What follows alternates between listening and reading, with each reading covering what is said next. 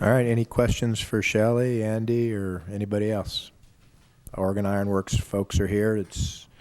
I'm sure we'll see them again, but not for maybe a few months. Councilmember Kasachik?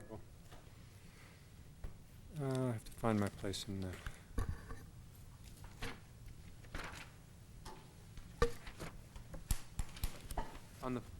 On the first page of the material, it says the stop infrastructure, stop furniture and artwork is in the next to last line of the opening paragraph. And artwork will be installed through secured pre-revenue service. What's pre-revenue service? What's the funding source, I guess, is what I'm asking. Well, Mr. Mayor, members of the council, Councilmember Kasachik, pre-revenue service is the period of time before we actually start charging folks, but we're operating, we may be operating some passenger service. But what we're trying to do here is we're going to have really our stops not being maintained or operated or being used at all. And so what we're looking at trying to do is install this at the appropriate time during pre-revenue service so we can secure the material, make sure the graffiti, the maintenance is upkept. So those are the kinds of things we're working to pull that out of our contractor's contract and use a job order contractor, FTA approved, to do that work. Okay, so it's all right. So it's built into the timing between the car's arrival and when we go into revenue stream. And Shelley, you mentioned it. What is the process we're going to go through for hiring and training both operators and maintenance workers? Because I know the maintenance workers have a very extensive training program. So our new management services group, which some of them are actually here with us today, are developing that operating plan and the training that's necessary for when we bring on staff. So they are developing the staffing plan, what time we need to hire them and also to train them in order to have them available at the time that we need them. Now, with the vehicle schedule having changed, we have had to shift our training schedule a little bit further into 2013, late 2014, and we'll try to get people on board when we need them, but not too early. We don't want to have folks on board and trained and not working, but we also don't want to have them on. We want to make sure they're here when the vehicles are here and we need them. So they've put together their training plan and their operations plan, and we'll be following that as we hire and move forward with operations. So that hiring and training process is handled by our... Yes, it's by our management team. So Sun Link's management services team is handling all of the preparation for revenue service, overseeing the testing, and getting the staff on board and trained as we prepare to go into our revenue service. Mr. Clark and your group, I appreciate you all showing up. It shows a commitment to our project, which is a big deal to us. It will come as no surprise to you all from some of the contacts you've had with our staff that some of us who are, well, all of us are heavily invested in this. We're getting the hell beat out of us in the media as a result of the delays. The staff material says that we're now 6 months behind our revenue service as of now, and that is assuming no more slippage. We have had tens of millions of dollars invested principally in the downtown core on the expectation and our commitment to the private sector that they're going to have a fixed route system feeding them customers, which is a good thing. And yet we're going to miss the entire 13-14 academic year, part of which was marketed on the basis of the student housing projects going in less than a mile from here, having this system available to them. So I guess what I'd like to hear is, so that we can feed this information on, is what is specifically is being done and has been done to accelerate. What are some of the specific factors that have caused the slippage? And finally, with respect to LDs, we all know the numbers, the 250, the 1,200, and the 18. What is the specific plan in place for recovering those, and what is now the non-negotiable, non-changeable date on which that meter begins running? Mr. Clark, if you'd like to come up. I think I heard 3 questions, so we might try to divide them up one by one if you can remember. So the factors that cause the slippage, what's been done to accelerate, and then the LD question.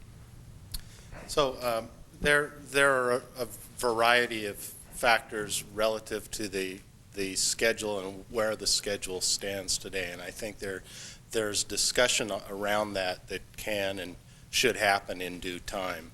At the moment, I'm 100% focused on delivering safe, reliable cars to the schedule that we've delivered to you. That's 100% my focus.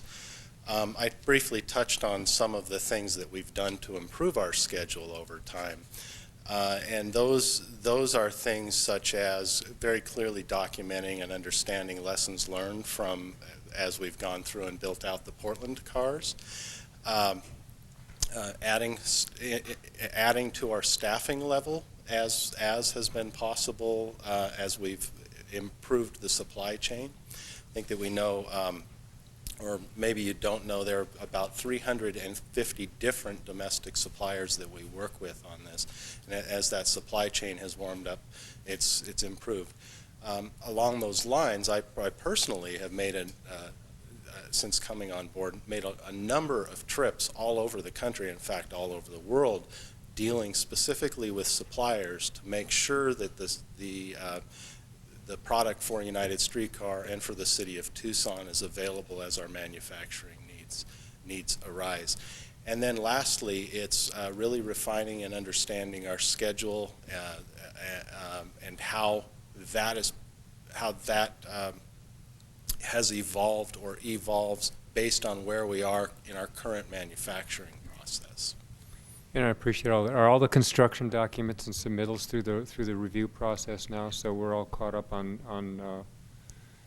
all of the documentation that needs to be done, so you can go forward? Councilmember Kosacek, I believe, I'm not 100% sure exactly where all they are. I believe that they're not all completely through right now. A number of the documents are still under review by the LTK, the consulting company who's handling that. And I applaud your efforts with respect to the supply chain, because as we learned here locally, we got in the construction of the tracks, we got out ahead of our own schedule and got ahead of our suppliers. And so that can be an unintended consequence of being aggressive in your production schedule also. So the question as to the fixed date and unchangeable. Yeah, Mr. Clark, I think the council's last question to you was, you've given us a date that says our last car should be here, I think end of March. That's a March of 14. That's a drop dead date, or March of 3rd, like March of 14. You're committed that we will not be later than that? And is there any ability, and I think that was the second part of the council member's question, is there any ability to accelerate that at all to potentially lower those liquidated damages? Well, Mr. Mayor, members of the council, the schedule, the March date for the arrival of the 8th Tucson car is the date that we're committed to reaching right now. And as I mentioned, my sole focus right now is on Oregon Iron Works and United Streetcar delivering safe, reliable cars in the time frame that we've told you and given schedules to you. I'm sorry. Is there any ability to accelerate, whether it be a month? Well, I look at this every day, and I have to tell you, I lose sleep over making sure that we are doing everything we possibly can to meet the schedules that we've committed to you. That's been my sole focus since formally coming on board as the president of United Streetcar in January. And I believe that there probably are some things that we can do, and when we find those things, we're doing them. The work over the course of the past month, I think in March or so, when we met with the project management team from Tucson, we talked about some actions that might improve the schedule. Over the course of the past month, the fact that we saw the first streetcar, Tucson 101, go from the production floor to being out on the track was really demonstrative of our ability to start taking into account some of the lessons learned in our production and start applying them to the streetcars as we go. And I laid a challenge out to my team at United Streetcar and said, let's get that car running. And we were able to do that and have it out there ahead of what we then thought was our schedule.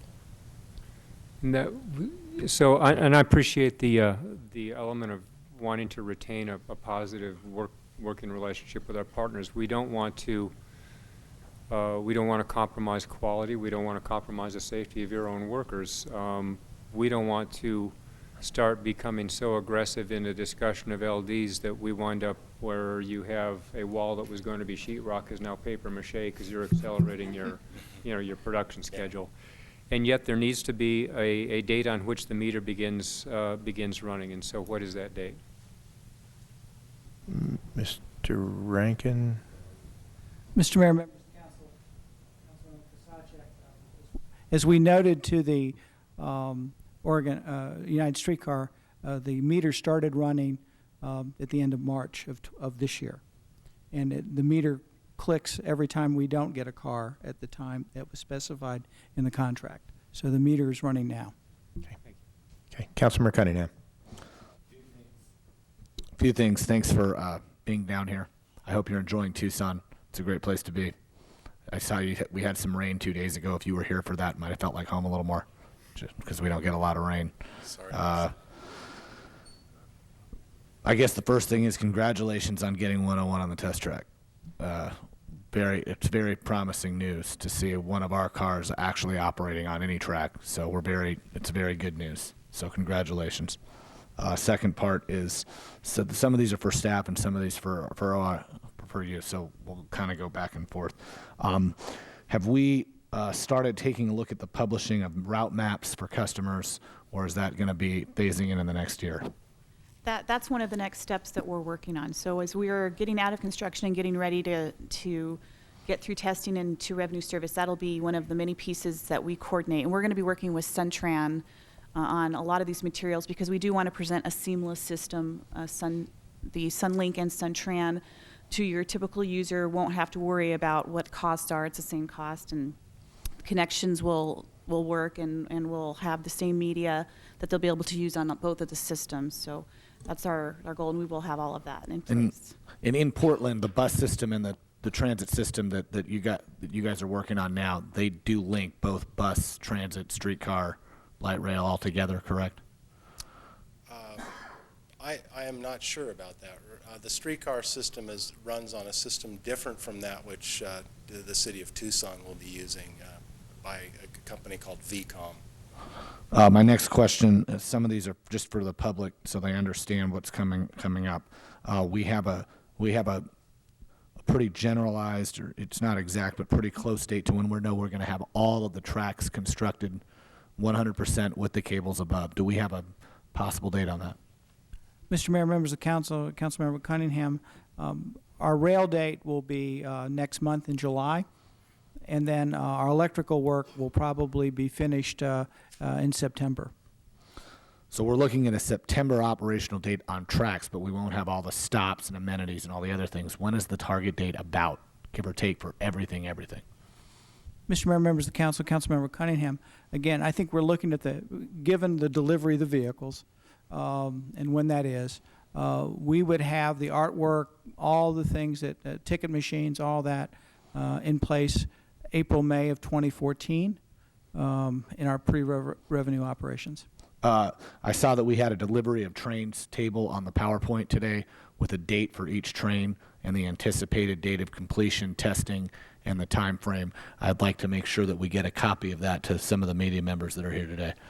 The next part was the naming of stops. I noticed that on other transit stops around the country, they have like names for their stops. I'm assuming we're going to name the stops for the streetcar. Have we started that process? Because it probably has to be public.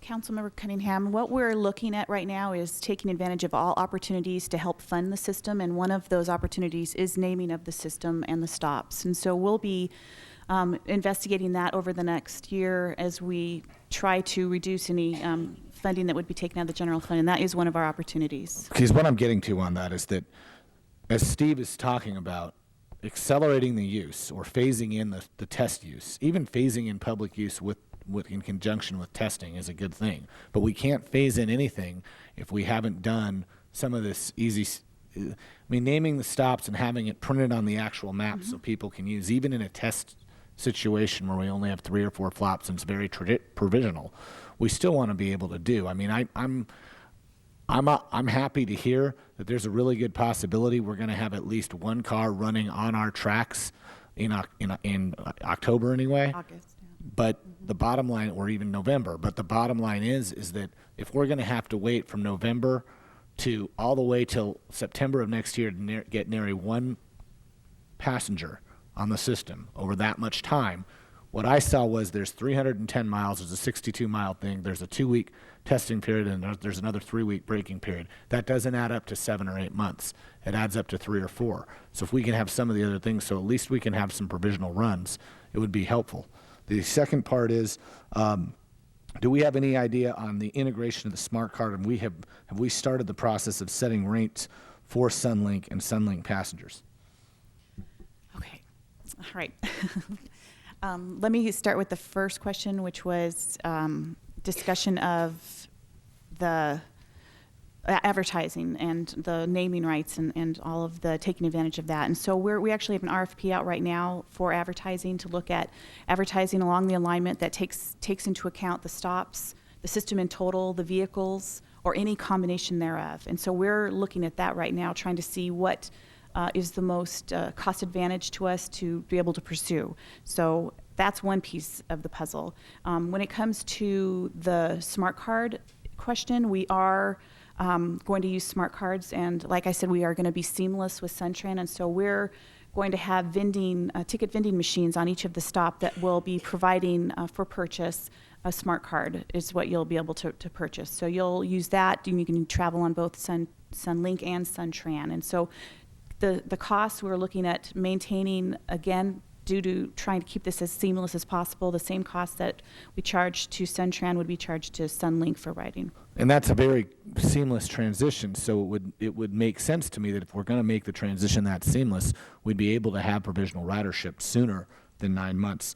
The next part I wanted to talk about was phase testing. We're going to have it looks like one track or one car at a time, a little bit. So once we get to 6 cars, even 2 of them are supposed to be maintenance backup cars. Once we get to 6 cars, how is it that we can't at least operate the system, operational with brand new things? Mr. Quigley. Mr. Mayor, members of the council, Councilmember Cunningham, the city and the Federal Transit Administration, who must certify our system, we entered into an agreement with them in December of 2010. And that agreement outlines the conditions in which we can operate and accept passengers. That agreement specifies that we have 8 cars available to run, be certified to run, to be tested safely to run. And so that's the overriding factor that keeps us where we are. So we need 8 cars in place, certified, ready to go. So that is to accept any passengers at all. We can't even do test passengers or phase provisional passengers at all until we have all 8 cars. Mr. Mayor, members of council, Councilman Cunningham, that's correct. We have to have 8 certified, ready to go. And we can go into a pre-revenue operations, but we have to have that certification, and that certification must be accepted by the FTA. So OIW, it's in your hands on how quick our program can get moving, because we can't do anything to make this thing functional until we have all 8 of your cars. It's incumbent on your company to make this happen for us. We're counting on you. Councilmember Cunningham, thank you, and we're very aware of the weight on our shoulders there. All right, anybody else? Councilmember Fambris. Thank you, Mr. Mayor. Welcome to Tucson, and I hope you're enjoying our beautiful warm weather. It's quite a difference for you. But to Andrew, when did the economic development numbers that you put together showing the number of jobs, et cetera, when did that start, and how far do you project that into? With the number of jobs, there's 500 construction jobs, there's 1,500 long-term jobs, et cetera. What does that economic impact mean to us right now, since this whole process Councilmember Fembres, so what we did when we put together our application for the Tiger One grant was we included an economic development piece of that. And so with that, we actually contracted out and put together a plan that developed what could be estimated for the short-term jobs, which would be the construction jobs, and the long-term jobs, based on what the last 5 years construction and development was happening along the corridor. And so those numbers are from 2009, 2010. And I do think that if we have an opportunity to do another study similar to what we did for that application, that those numbers would probably be increasing for the long-term portion. So the construction has been part of what the 500 jobs were, and that's what you've seen, and so that'll be ramping down over the next couple of months, and we've been able to provide those jobs with that ERA funding, which we have used completely at this point. So the next focus will be the long term, and depending on development, and as we start seeing more development, I know that there's a lot of folks at the city looking at what that means for jobs and growth in the area based on what the streetcars will be able to provide. And can you kind of define what type of long-term jobs those will be that they're looking at? Yeah, that's a good question. So I know that it was looking at jobs that are available along the alignment within a certain percentage of the area, and so that was businesses that are currently in existence, education, retail, those type of places. So it's really what we saw coming in over the next 5 years, a type of business, and what is existing now type of business. Okay. Andrew, you have anything to add? Mr. Mayor, members of council, what we can do is make sure you get a copy of this report and put that together for you, and we'll distribute to all the council members what the basis of that was, as well as any recent numbers that we have with respect to new construction in the downtown area. Because as you can see around us, there's been significant investments made in the new student housing, the new residential developments, the new restaurants, everything downtown that's really taken off. And Councilmember members, I think there's been some discussion at management level of doing that study as we go forward. And Mr. Casalemas, who I see here, it really be incumbent more upon his department than on either Mr. Quigley or Ms. Jens. But I think at some point in the near future, we're going to want to show that because, as I think has been pretty apparent, on a line item, hopefully we can make the streetcar something that is break even, and that would be optimistic. But it's not an issue you look at as a line item. It's an issue you look at on economic development, and it'll be incumbent upon our administration to get those numbers out to people and show them that this is actually something that's a economic good as well as a other good. Not to use a transportation term, but it is part of an economic engine that we could be using. No question. Yeah. Anybody else before I go to Councilmember Kozaczek? If not, I'll close with Councilmember Kozaczek. Two quick ones, just so we don't run into any confusion with respect to the last 62 miles or 310 hours, however that was defined. There is some level of malfunction below which we're not going to reset that meter back to 62 miles. I mean, if a windshield wiper doesn't work, we're not starting the 62 miles over again. So what level of malfunction are we talking? HVAC, propulsion, or where does that tipping point happen? Mr. Mayor, members of the council, we've specified that in our systems or our vehicle testing system, and I'd like Steve Bethel, perhaps RDMT, who's responsible for that, to maybe comment as to what kind of defect we're talking about that would take that out of service. Yeah. Yes, basically what you look for in those last 62 miles for a failure that would start the clock over would be doors, propulsion, auxiliary power, any kind of gearbox, traction motor issues. We're talking the higher level issues that would, create the situation where you'd have to put the car back into zero and start it over in its burn-in process. So it would be something even more significant than something that would cause it to go back into the maintenance yard. I mean, if you have, to use the example of windshield wipers, that would go back to the maintenance yard. But you're talking about something that would affect its revenue generating ability. Yeah, this would be a fault that would be created by a major subcomponent on the car that would create it to come back to the shop. A burnt out headlight or a cracked window or a windshield wiper washer or windshield wiper itself wouldn't Right. do that. Okay. Wouldn't start that over. Okay, thanks. And finally, when is the Warren Underpass going to come back into service? And will it be pedestrian only? Has that decision been made? Mr. Mayor, members of the council, Councilmember Kosacek, the Warren Underpass will be completed really by September with respect to the rail's down now, and we will be opening it up for U of A traffic, and it'll be ped only in the ped area. Our safety and security folks have been working with the U of A with respect to their issues and how they want it seen. They make those decisions as to how the pedestrians are going to travel under Warren. The city does not. So the U of A is instructed us as how they want that done. Yeah, it is pretty constricted. All right, Mr. Manager? Mr. Mayor, members of council, I'd just like to say there are a lot of people sitting in the audience, and that's just part of the team that's been working on this project for a number of years. And as you can see, there's tremendous oversight, not only from our point of view, but from the FTA, RTA, and our consultants. But I want to say in terms of, as Mr. Clark said, losing sleep, there are a number of us here losing sleep, and as Shelley and Andrew have done a tremendous job in terms of getting this project where we are today.